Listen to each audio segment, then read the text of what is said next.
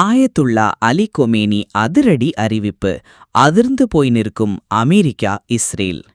அணுசக்தி திட்டங்களில் மாற்றமில்லை. ஹயாத்துல்லா அலி கொமேனி திட்டவட்டம். ஈரான் அணு மின் நிலையங்கள் மீது அமெரிக்கா தாக்குதல் நடத்தியிருந்தாலும், மறுபுறம் ஆக்கிரமிப்பு இஸ்ரேல் படை தாக்கியிருந்தாலும் அணுசக்தி தொடர்பான நடவடிக்கைகள் இடைவிடாது தொடரும் என்றார். ஈரான் வைத்திருந்த 400 கிலோ செறிவூட்டப்பட்ட யுரேனியம் எங்கே என்று தெரியாமல் குழம்பி தவிக்கும் சர்வதேச அணுசக்தி முகமை.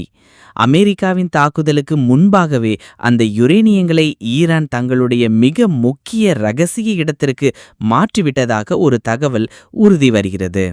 மிட்நைட் ஹேமர் என்ற பெயரில் அமெரிக்கா கூட்டுப்படை 13,800 கிலோ எடையுள்ள குண்டை தூக்கி சென்று தாக்கும் B-2 விமானம் மூலம் தாக்கி அழித்ததாக ட்ரம்ப் பெருமிதம்.